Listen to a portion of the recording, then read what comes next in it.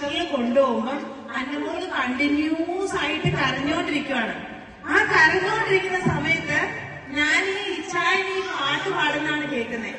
ആ പാട്ട് പാടുന്ന ആ പാട്ട് പാടുന്ന ടൈമില് അന്നമോളുടെ കരച്ചിൽ നിന്നിട്ട് അന്നേരം ഞാൻ ബിഗ് വൈഫിനെ കേൾക്കുന്നത് സോ സ്വീറ്റ് എന്ന് പറഞ്ഞിട്ടുള്ള ആ ഒരു ഇതാണ് എന്ന് പറഞ്ഞാൽ ഒരു ചെറിയ ഒരു പാട്ടിന് അവളത് മൈക്കിൽ നിന്ന് കേട്ടതാണേലും ആ സമയത്ത് ഞാൻ സ്ട്രക്ചറിൽ പോകുമ്പോ ആ പാട്ട് ആ സമയത്ത് എന്റെ മൂക്കിലുണ്ടായിരുന്ന സമയത്ത് കേട്ടോണ്ടിരുന്ന അതേ പാട്ട് അതേ സ്വരം അവളുടെ അപ്പയിലൂടെ ഡയറക്റ്റ് കേട്ടപ്പം അവള് ഭയങ്കര ഇമോഷണലി കണക്ട് ആയി.